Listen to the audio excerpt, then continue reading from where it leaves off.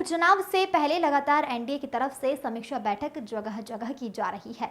इसी को देखते हुए मुरादाबाद में सुहेलदेव पार्टी के पूर्व मंत्री अरविंद राजभर उत्तर प्रदेश मुरादाबाद पहुंचे और उनके द्वारा पार्टी के कार्यकर्ताओं के साथ समीक्षा बैठक की गई। प्रेस वार्ता के दौरान पूर्व मंत्री अरविंद राजभर ने बलिया में भ्रष्ट अधिकारियों के खिलाफ कार्रवाई किए जाने का जिक्र करते हुए कहा, लगातार डबल इंजन की सरकार भ्रष्टाचार करने वाले व्यक्तियों के खिलाफ सख्त है और माननीय मुख्यमंत्री योगी आदित्यनाथ ने बलिया में 2 दर्जन से ज्यादा अधिकारियों पर कार्रवाई की।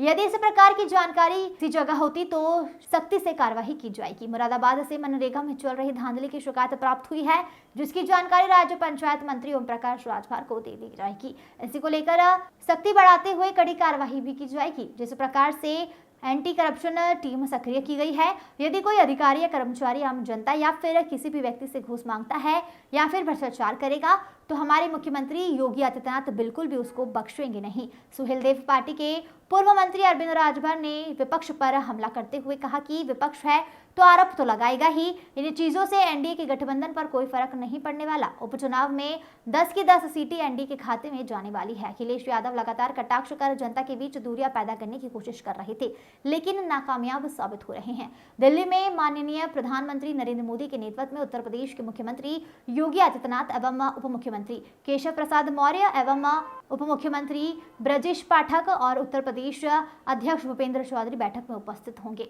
विशाल कुमार की रिपोर्ट। समाज पार्टी के संगठन का विस्तार हो रहा है और अभी विगत महीने में हमने उत्तर प्रदेश की सारी इकाई भंग की है और इस समय उत्तर प्रदेश में सदस्यता अभियान का कार्यक्रम चल रहा है। उसी सदस्यता अभियान के दृष्टिगत हम उत्तर प्रदेश का दौरा कर रहे हैं। पर डे किसी न किसी जनपद में हम सदस्यता अभियान की समीक्षा भी ले रहे हैं, कार्यकर्ताओं को सुझाव भी दे रहे हैं। इसके साथ साथ कितने सदस्य एक दिन में हमारी पार्टी में बन रहे हैं, इसकी भी समीक्षा ले रहे हैं। आज उसी कड़ी में हम आज मुरादाबाद में आए हैं। कल हम थे देवरिया में थे और आज मुरादाबाद में हैं और कल फिर मैं चला जाऊंगा रसड़ा। बलिया की समीक्षा बैठक है। तो संगठन के विस्तार के लिए पूरे प्रदेश का दौरा हमारा चल रहा है और इसके साथ साथ जो सरकारी योजनाएं हैं, माननीय मंत्री हमारे राष्ट्रीय अध्यक्ष जी श्री ओम प्रकाश राजभर जी पंचायती राज विभाग के मंत्री हैं, अल्पसंख्यक कल्याण के मंत्री हैं, तो जो भी सरकारी योजनाएं हैं वो ग्रामीण स्तर तक पहुँचे और गांव की जो छोटी से छोटी समस्याएं हैं जिस पे शायद सरकार का ध्यान नहीं जा पा रहा है, तो कार्यकर्ताओं के माध्यम से ऐसी समस्याओं को हम लोग इकट्ठा भी कर रहे हैं और मैं व्यक्तिगत तौर पर लग करके उनके समस्याओं का समाधान भी करने का पूरा प्रयास कर रहा हूँ। जैसे कि आपने बात बताई कि अभी भ्रष्टाचार को लेकर और पंचायती राज विभाग को लेकर यहाँ मुरादाबाद जनपद की बात की जाए तो सरकार के लाख वादों के बखान किए जाते हैं कार्य योजनाओं के, लेकिन मुरादाबाद जनपद में लगातार मनरेगा को लेकर भ्रष्टाचार इतना ज़्यादा चरम पर पहुंच चुका है, मनरेगा मजदूरी तक की अधिकारी नहीं छोड़ रहे, ना कि बाबू छोड़ रहे हैं। इस पर क्या कहना? देखिए, ऐसे अधिकारियों के खिलाफ सरकार कार्रवाई भी कर रही है। अभी आपने देखा बलिया में एक सबसे हमको लगता है उत्तर प्रदेश की सबसे बड़ी कार्रवाई इसी सरकार ने किया। वहाँ पूर्व की सरकारों में तो लूट की छूट थी, लेकिन यहाँ लूट की छूट नहीं है। ऐसे अधिकारियों के खिलाफ कार्रवाई के लिए भी एक एंटी करप्शन फोर्स भी तैयार किया गया है। हर मंडल पर उसके ऑफिस हैं, शिकायतकर्ता उसकी शिकायत करें और आए दिन प्रतिदिन आप लोगों के ही चैनल के माध्यम से ये भी देखने को मिल रहा है कि जो दरोगा भ्रष्टाचारी को पकड़ता था अगर वो इन्वॉल्व है तो उसको भी टांग के लोग लेके जा रहे हैं। बलिया में 28 लोगों के खिलाफ मुकदमा पंजीकृत हुआ, इंस्पेक्टर के खिलाफ, दरोगा के खिलाफ, सिपाही के खिलाफ, चौकी इंचार्ज के खिलाफ, तमाम लोगों के खिलाफ मुकदमा पंजीकृत हुआ, सब लोग जेल गए।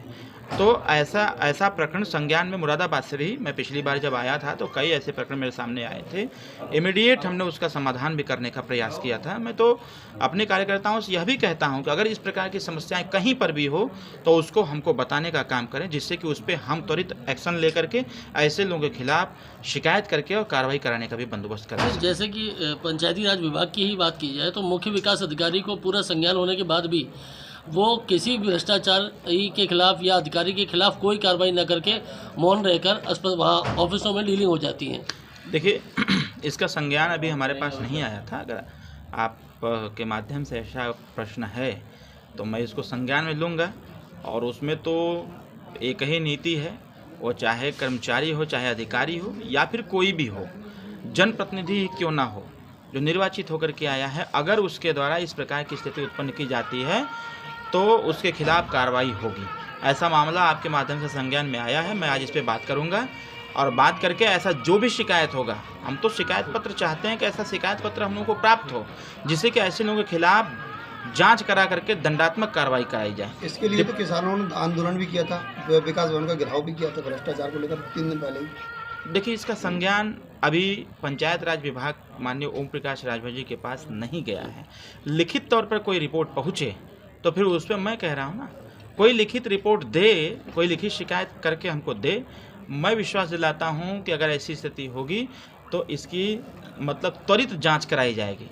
जांच कोई पेंडिंग में नहीं होगी, जो भी दोषी पाया जाएगा उसके खिलाफ कार्रवाई होगी। मुझे यह भी जानकारी में आया है, अभी आज ही जब मैंने थोड़ी सी यहाँ पहल किया है तो मुझे जानकारी में आया है कि माननीय नेताजी ने अभी 1-2 हफ्ता पहले किसी अधिकारी को यहाँ उन्होंने सस्पेंड कराया है। और अभी मैं शाम तक यहाँ की जो छोटी छोटी समस्याएं हैं उसको मैं संज्ञान में लेकर के माननीय राष्ट्रीय अध्यक्ष तक पहुँचाऊँगा, माननीय मंत्री जी तक पहुँचाऊँगा, जिससे कि समाधान हो सके। उपचुनाव को लेकर क्या कहना चाहेंगे? देखिए, उपचुनाव में एनडीए चुनाव पार्टिसिपेट कर रही है और हम लोगों ने किसी सीट की डिमांड नहीं किया। सुहेलदेव भारतीय समाज पार्टी पूर्ण रूप से 10 सीट पर सहयोग करेगी और सहयोग करके एनडीए के पक्ष में मतदान कराएगी और मतदान करा करके पिछले उपचुनाव को देखें तो एनडीए की सीट खाते में से 2 सीटें गई थी 13 में से। क्या उम्मीद है इस वाले उपचुनाव में क्या प्रदर्शन कर पाएगी? देखिए, प्रदर्शन अच्छा करेगी क्योंकि चुनावी माहौल बदलते रहते हैं और मतदाताओं के भी मतदान व्यवहार बदलते रहते हैं। तो हम सब लोग सरकार की योजनाओं के साथ साथ जो सरकार के कार्य हैं उसको जनता के बीच में पुनः एक बार बताएंगे और पूरा प्रयास करेंगे कि 10 की 10 सीट जीती जा सके। विपक्ष को लेकर क्या कहना चाहेंगे? विपक्ष को लेकर हम क्या कहेंगे? विपक्ष को जिस चीज़ का आईना दिखाना चाहिए सरकार को, विपक्ष उसका आईना ना दिखा करके बल्कि वो हर मुद्दे को डाइवर्ट करने का प्रयास करती है। आज आवश्यकता है, अगर विपक्ष कहता है कि बेरोजगारी है तो बेरोजगारी दूर कैसे होगी, इसका आईना सरकार को दिखाना चाहिए। अगर विपक्ष कहता है अशिक्षा है तो ये अशिक्षा दूर कैसे होगी, इसका सरकार को आईना दिखाना चाहिए। जो भी छोटी बड़ी समस्याएं हैं जो प्रदेश के विकास में बाधक बन रही हैं, वो बाधा कैसे दूर होगी, इसकी जानकारी सरकार को देनी चाहिए। और ये कहा भी जाता है कि विपक्ष का काम होता है कि सरकार के पैर अगर लड़खड़ाएं तो विपक्ष उसको संभालने का काम करे। और प्रदेश में जितना विकास में अगर सार्थक कार्य सरकार का होता है उतना ही योगदान विपक्ष का भी होना चाहिए। मुरादाबाद के संगठन का विस्तार कब तक हो जाएगा? 28 तारीख को पार्टी के सक्रिय सदस्यों की लिस्ट आ जाएगी। 1 तारीख को प्रदेश कार्यकारिणी और मंडल और जिला कार्यकारिणी का विस्तार कर देंगे। हमारा अधिवेशन 21 और 22 तारीख को महाराष्ट्र में है। सुहेलदेव भारतीय समाज पार्टी राष्ट्रीय अधिवेशन महाराष्ट्र में है। जहां तक पार्टी का संगठन है, उत्तर प्रदेश के अलावा पंजाब में है, गुजरात में है, महाराष्ट्र में है, दिल्ली में है, उत्तराखंड में है, बिहार में है, छत्तीसगढ़ में है, उत्तर प्रदेश, इतने राज्यों के लोगों को हम महाधिवेशन में सम्मिलित करने का न्योता दिए हैं और सब लोग सम्मिलित होंगे। उसके बाद बड़े पैमाने पर हम बूथ स्तर तक काम करने के लिए उतर पड़ेंगे। सर, जैसे आपके पार्टी के कार्यकर्ता एक चंद्रपाल जी